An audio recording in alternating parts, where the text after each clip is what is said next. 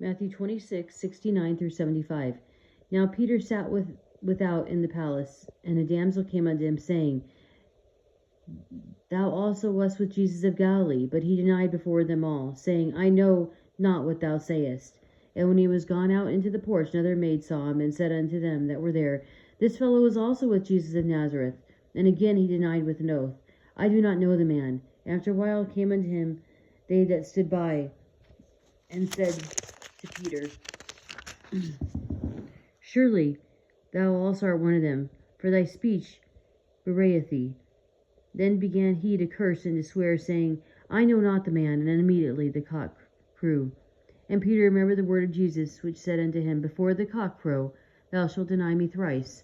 And he went out and wept bitterly. Peter's 3 denials occurred during the trial of proceedings. Peter sat without in the palace or courtyard. The first denial is prompted by a damsel or a young maid, and the porters who had admitted him, and John. The form of the denial, I know not what thou sayest, is merely a pretense of ignorance on Peter's part. Feeling the pressure of the interrogation, Peter goes into the porch, a passageway leading to the street. Then is he confronted by another maid, probably the outer gatekeeper, who alerted the men. The term Galilean and Nazarene were probably used in a derogatory manner by these Judeans. This time his denial was stronger, with an oath, in spite of Jesus' earlier warning against the oath-taking. The third denial comes after a while, less than an hour, when he is accused,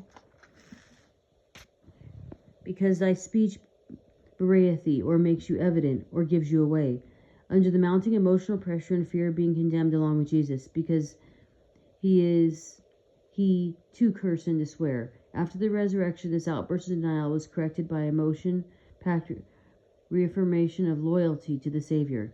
And immediately the cock crew was probably a cock crow, verifying that the illegitimacy of the trial, which was being conducted during the middle of the night. And Peter remembered, not because he heard the noise, but as Luke records, the Lord turned and looked upon him with a convicting glance from the balcony of the high priest's house.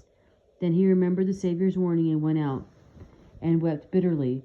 All these events related to the betrayal, arrest, and trial of Jesus show that he was completely in control of each situation, even while being in the hands of his captors.